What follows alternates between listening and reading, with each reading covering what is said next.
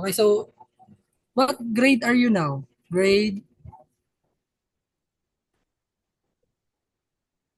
What grade are you now? I I Grade? study at grade 6.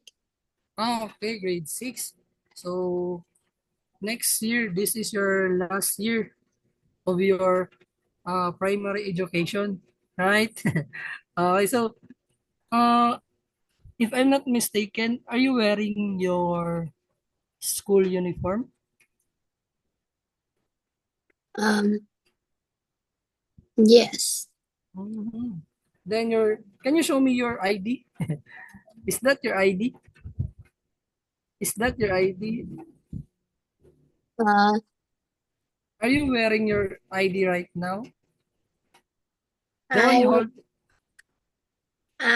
I wear my uniform and ID. in Are you wearing your ID? Is that your ID, Kim? Is that your ID?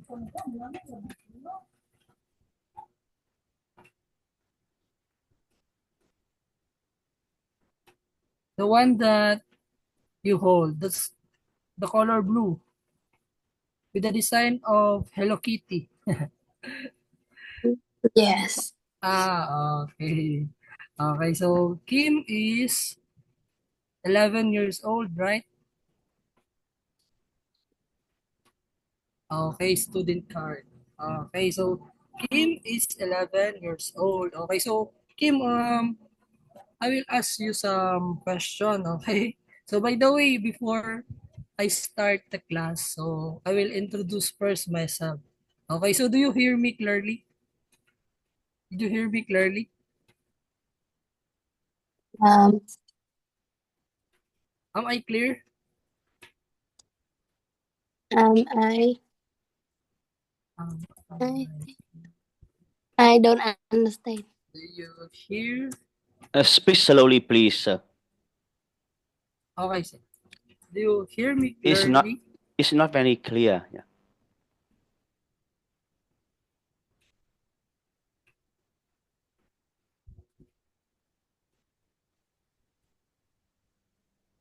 Hello? Yeah. Okay.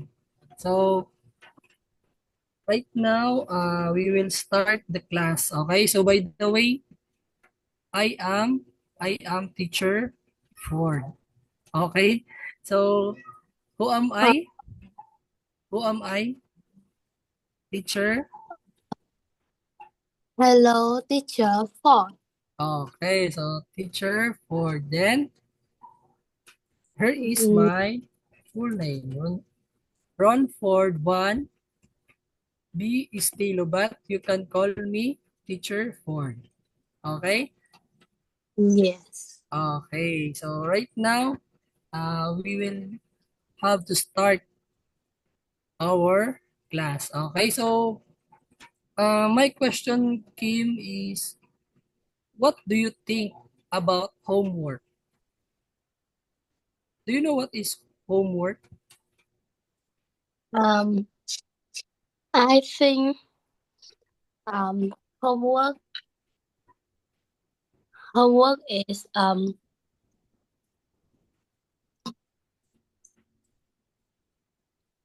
uh, trying. What is homework? Homework is homework is ex, exercise in in home. okay. So nice. So homework or assignment. Okay. So I will write it in the homework, and assignment is the same. You get it? Homework and assignment is the same. Okay? So, Kim, do you have a homework right now or assignment?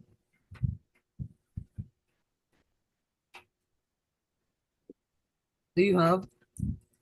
Do you have? I don't have. Okay. So your teacher have not give you an assignment. Okay. So how about number 2? Can you read the question number 2? This one. What do your parents think about homework? Okay. So what do your parents think about homework? So when you have a homework, Kim, what do your parents think it? Is it a problem or a good problem?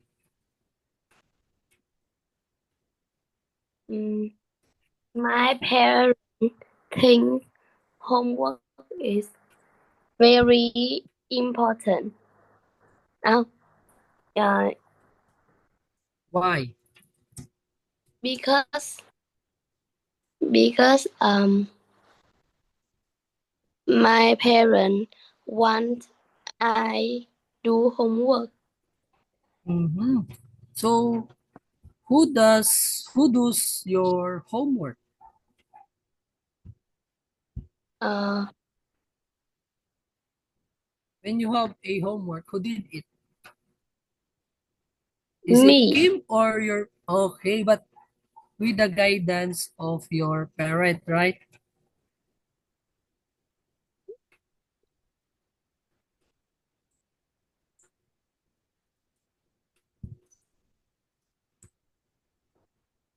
Okay.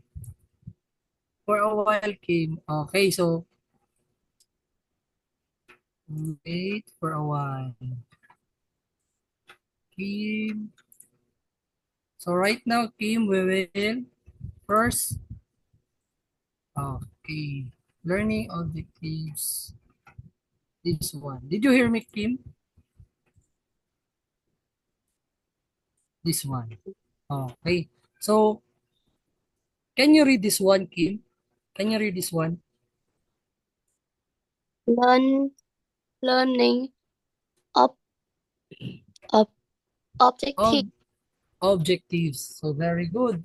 So, right now, Kim, you learn, after the lesson, you will learn how to say Say what you can and can't do. Okay, so after this one, you can say what you can and you can't do. Then I will ask of things that you can do. Okay, is it clear?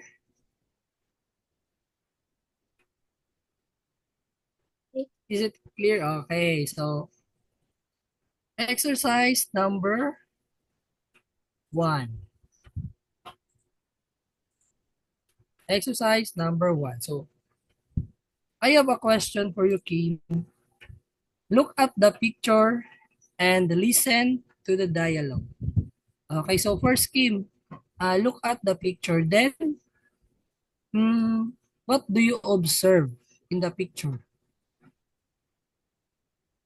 um uh, the girl is play the guitar. Then how about the boy? Um the boy is enjoying Enjoying? enjoying music. Okay, so the girl is holding a something like a guitar. So do you have a guitar? Kim, do you have a guitar? No, I This don't. one.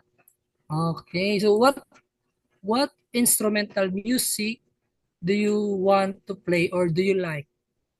Is it a guitar, a drums, a keyboard, a Uh, xylophone? What kind of musical instrument do you have? uh, I I don't. Okay, so you don't have musical instruments, right? Yeah. Okay, so let's proceed. Okay, so this one. How about this one? Okay, so I will read the James, then you will read the paragraph or the sentence of Maya. Okay? Did you see Maya? This one, this one. Okay, Can so Maya. yes. Okay, start. Can you play the guitar? Okay, so said Maya. Okay, so my turn. So no, I can't, but I can play the piano.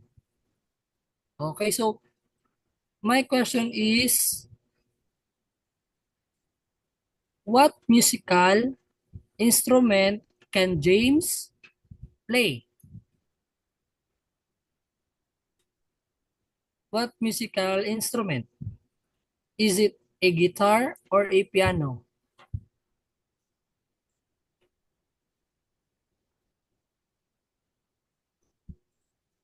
Hello. Yes. Okay, so James can play guitar, but he can play piano.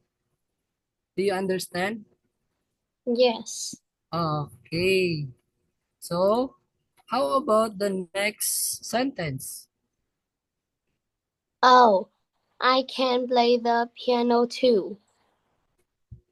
So, Maya cannot play the guitar, but she can play the piano. Okay, so my question is, this one. Who can play piano? Who can play piano? Uh, Maya, uh, James can Who play the can play piano? Who can play piano? James James and and Maya. Maya.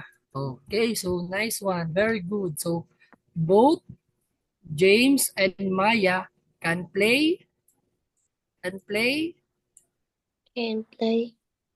What is the word? can play the piano Can and play piano. Okay, so both James and Maya can play piano. Okay, so next one. How about this one?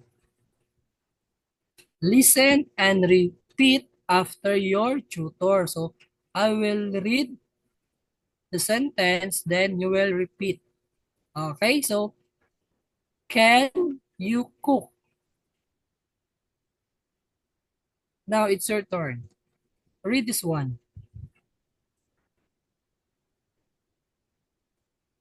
Can can you cook. Okay, so what is the meaning of can you cook? Um, she Can you cook? can you make Cook.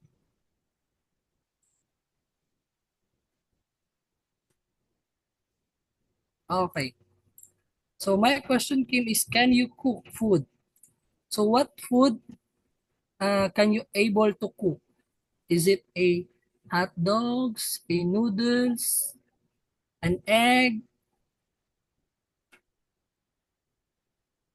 yeah So what food can Kim already know how to cook?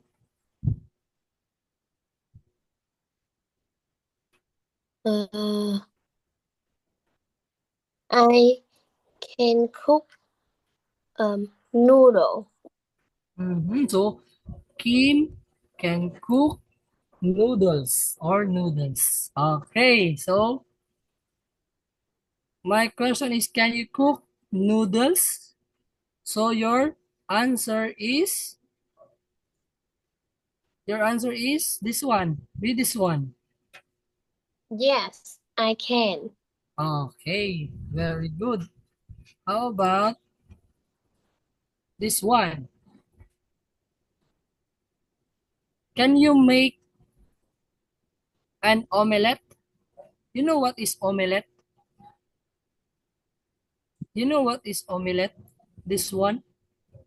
No, it's Okay, very it's very hard to prepare, right?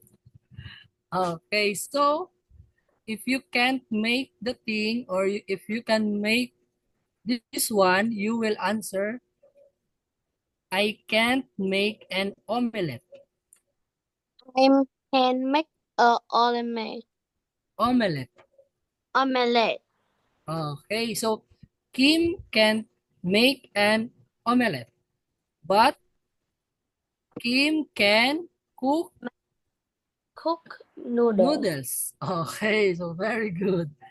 Next, find the picture. Click on the picture that matches what your tutor says. Okay, so I will small this part. Can you see it clearly? Okay, this one.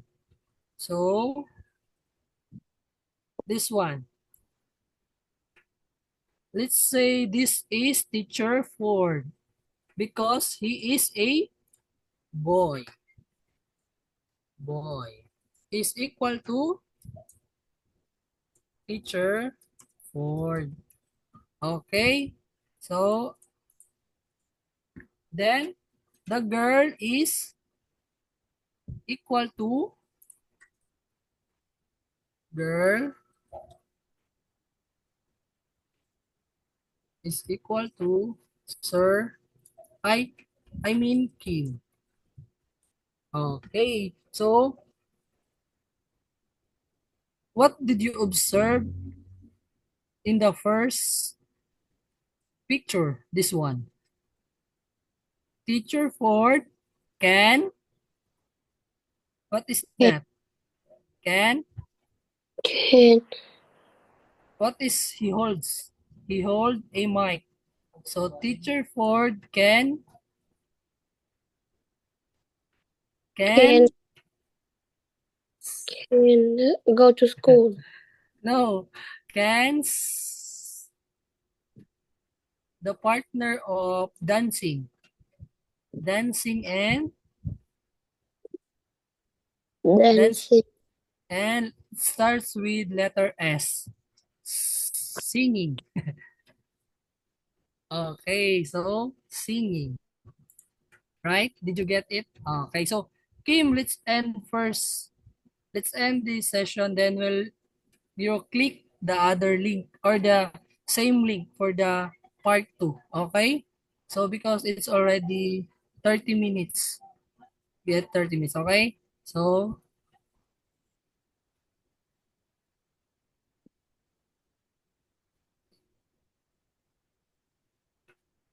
okay, bye bye. Goodbye, teacher. See you again. See you again. Okay, bye bye teacher, bye bye Kim. Bye bye.